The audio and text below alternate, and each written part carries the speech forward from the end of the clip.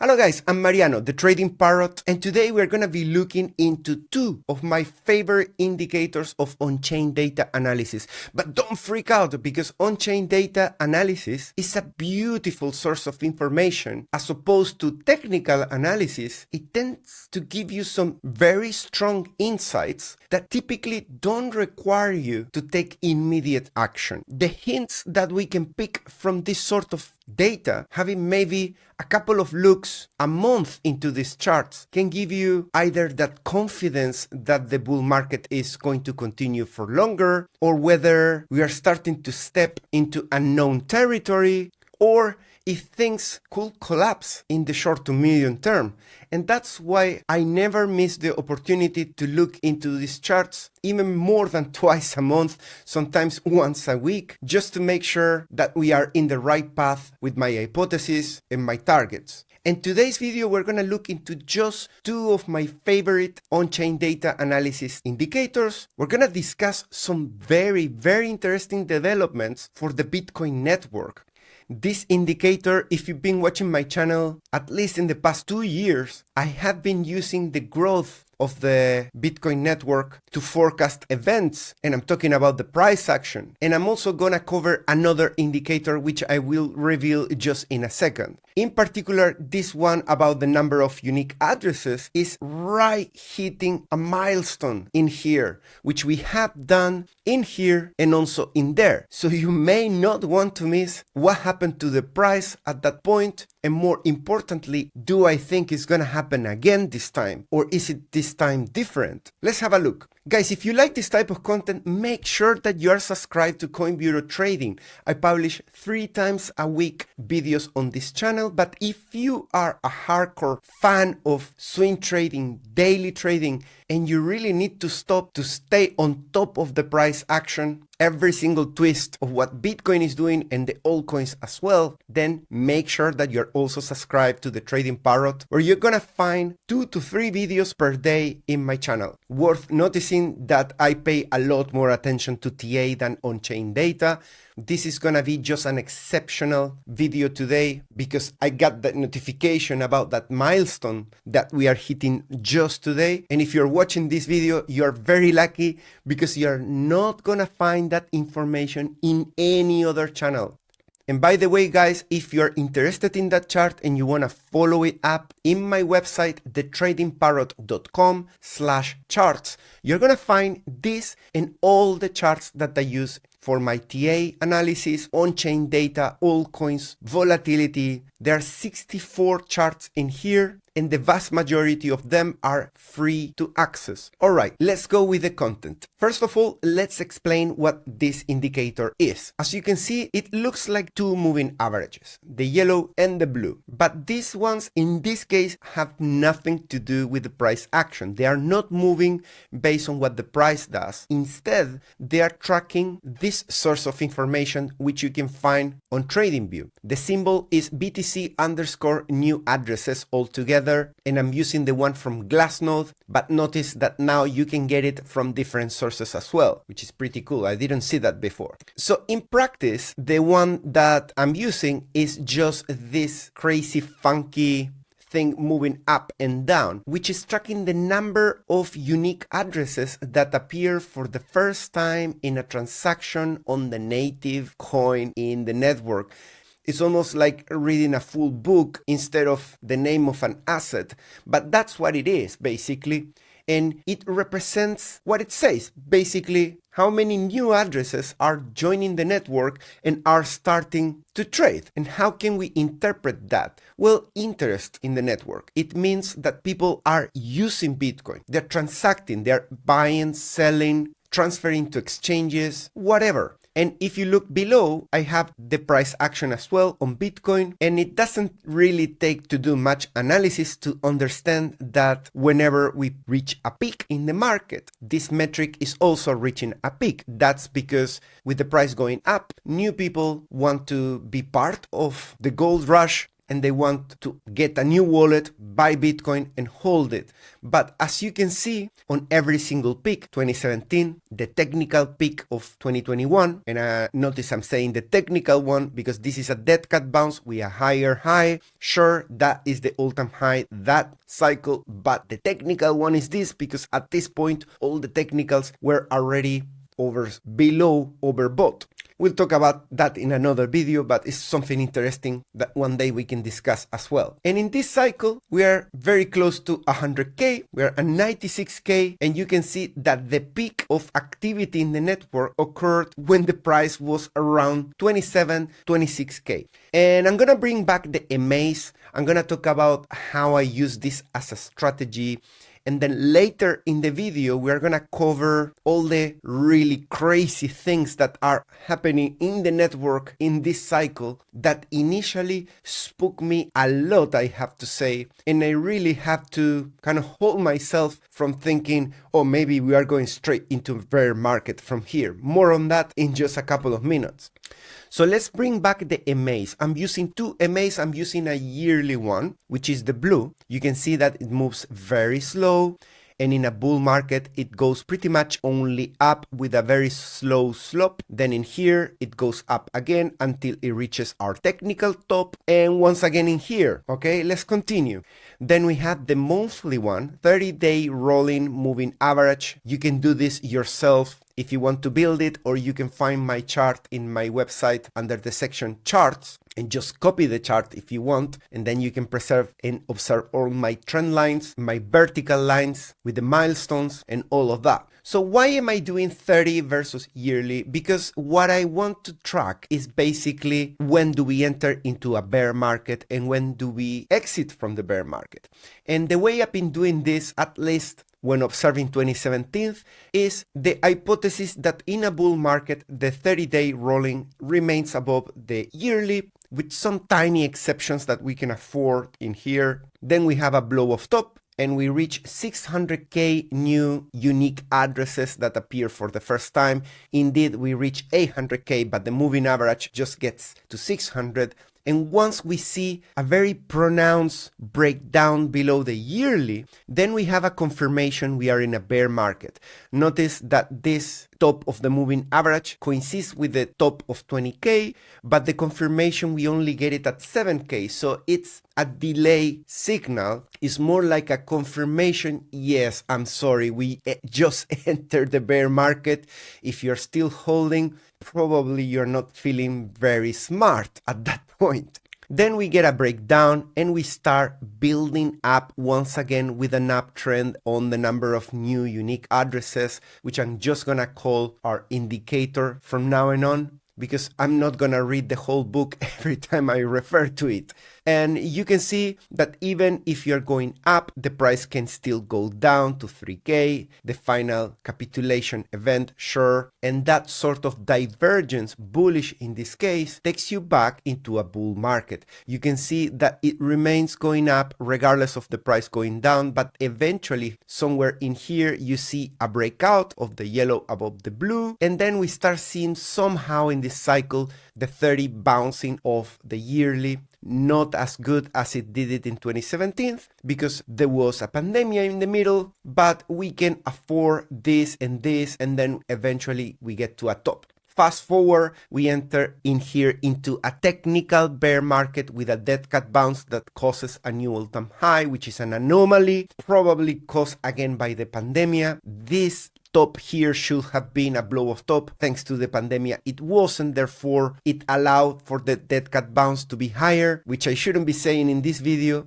because it's supposed to be for another video. But there you go. Here we can see the breakdown below the yearly, and that is calling for the bear market just like this one did. And you can notice that in the dead cat bounce in here, we reach the 30. That's, or I should say the 30 reaches the yearly, just like we did in here. But in 2018, we did it on the dead cat bounce technical that causes the final capitulation. So A lot of abuse I'm doing here on the technicals because this wasn't a dead cat bounce in the price, but it's a dead cat bounce on the on-chain data. You can see it goes higher, it hits resistance, comes back down, and with that you see the capitulation. Whereas in here, that movement, which is equivalent to this one, attracting new people into the network, in this cycle it causes a new all-time high. Very interesting that we get two different effects with the same move of the on-chain data. Now, where are we? In order to talk about where are we need to identify the areas of interest. We have the peak, we have the breakdown, we have the dead cat bounce, and the rejection from the MA, okay? We have the peak, breakdown, dead cat bounce, rejection from yearly MA. Where are we here? Without looking at the price, don't look at the price, just focus on the indicator. Top, here we have breakdown, here we have dead cat bounce, and the question mark is, do we get rejection from here? So before we answer that, because this is clearly saying that the Bitcoin network, from the point of view of new people using Bitcoin, we are in the middle, ladies and gentlemen, of a bear, ugly market. And you're gonna say, wait a minute, this is just nonsense. We are at 100K. What the hell are we doing in a bear market from the point of view of new addresses in the Bitcoin network? And I've been talking about this in my channel a bunch of times. It's gonna take you a lot of time to find that video, but I'm sure that I have made 2 videos talking about my worries about the effect of the ETF, institutional investment, and all of that. And I think there are those 2 factors plus another factor that is causing this. The third one is retail that hasn't been in all this area, very humbly making appearances in here. Retail is just coming back.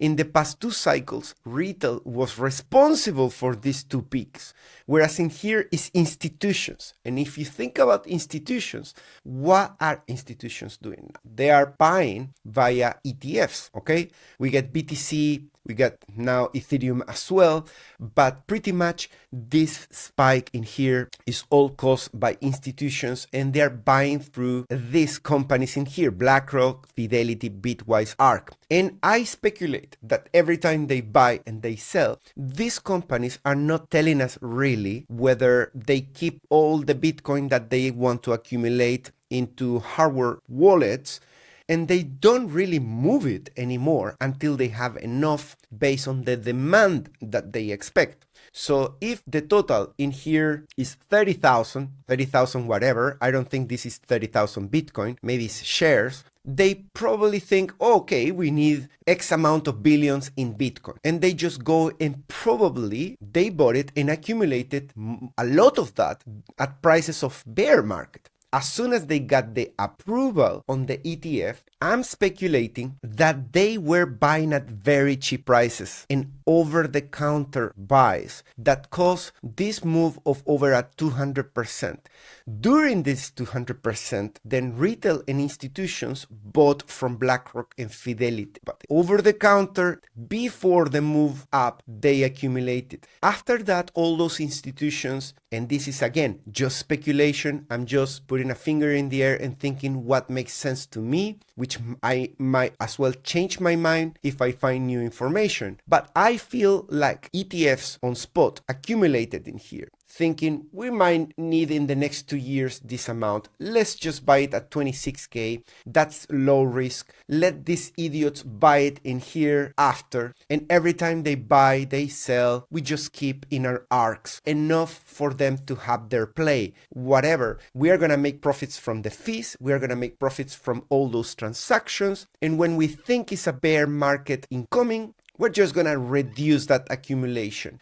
And what stands out from that hypothesis is not real Bitcoin blockchain transactions, right? They just keep it there in a hardware wallet and it doesn't move. And you can see that from September 2023, we peak. And after that, price went up. When price goes up, this indicator goes up every cycle. But in here, from December 2023, the price went up to 73 and then to 100K. And the network has done nothing but going into a bear market territory. And not just bear market, but lower than 2021. And there was a trend to the upside in here. And we're going to the same activity that we had have in 2018 at the worst time in that cycle. What the hell are we doing here? It's crazy.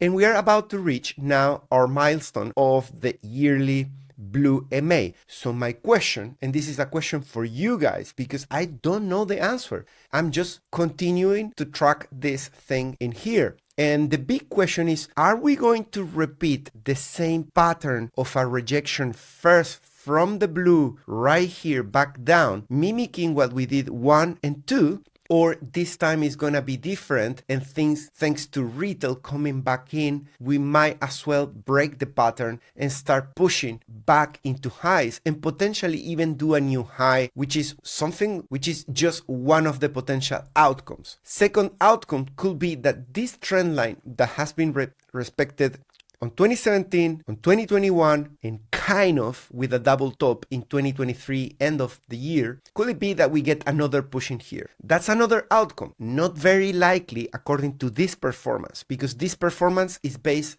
on the fact that this happens in the middle of the bear market, not at the top about to break 100K. So it feels to me that Bitcoin is entering a new era thanks to the ETFs, thanks to the institutional investment, and also thanks to retail entering so late in the market. We are just getting started with retail, and it also feels like we should be starting to think about the end of the bull market, maybe somewhere in 2025. All right, I think this is enough food for thought. It's not an alarm to sell because of the rejection of the blue. I hope it's not. At least I am not selling. You do whatever you want to do. Have a look at the chart, play with it from my website. You're going to find it in the section Others, and the chart is the number 15. You can just click on that and add it to your own TradingView account so you can edit it. There's nothing paid on that. You can just keep a copy. It's all for you. You're welcome. Second chart is the hash ribbons from Capriol Investments, and I just want to do a very quick catch up in terms of timing in the market. Remember, we had the buy signal in July, which left us with a very bitter feeling after having a drawdown of 27%. But during all that period, I say that sometimes there is drawdown and that we have to hold there because buy signals have never failed so far in this indicator. You can find this indicator just by searching hash ribbons. It's the one that belongs to Capriol charts. In there, it's got 14,000 likes, which makes it obvious that that is the one. I have also connected it with my free indicator PNR filter, which I connected with the closing candle of the into the block hash rate data. I first need to bring the BTC underscore hash rate into my chart. But again, you can just copy my chart if you're not very technical to do all this mingling with the indicators. The settings are there, and what this guy is doing below is telling me the buy signals based on the hash rate, which is pretty cool because it's giving very good performance as well. So going back into the topic, we had the buy signal in here, and then we have another capitulation in October, which I mentioned in October. That has to be the last nail in the coffin for the bears, because 2 buy consecutive signals from hash ribbons, which track the hash rate of Bitcoin and the price action together to give you a single indicator that calls for bottoms. It triggers first a capitulation event. Once these moving averages do a bearish cross, then it remains in green. It starts giving some crazy bubbles. You get a capitulation event, and then finally a buy one. I use it on the daily, sometimes even on the weekly. You get even better quality signals, but those take longer. On the daily, you get earlier signals that I used to know up front that we're getting close to. And the final outcome of this, the conclusion is hash ribbons still works. We're going to continue to use this signal regardless of having seen that drawdown of 20%. Now that has probably become the largest drawdown ever for this signal, but we remain in this statement is still true that the signal has never failed. Now we need to append to that never use it with leverage, because a drawdown of 27% makes it impossible to do even a 2x. That means a drawdown of 64 or even more percent. Actually, 74 makes no sense. Guys, if you want to trade on Bitcoin altcoins and you're still thinking, which exchange should I be using? Or what is the best exchange? Or am I using the right exchange? Am I being overcharged for fees? Well, look no further, because CoinBureau offers literally the best deals to open exchange across all the crypto social networks, period. We got Bybit and OKX with the top bonuses and the lowest fees to trade. Those are top notch in the top category of high volatility, high volume, and liquidity exchanges. They also offer the best features like trading bots built in, signal bots, and a lot more. But they do require KYC. And the good news is that today, for the first time, I have not just one, but two exchanges offering non-KYC accounts.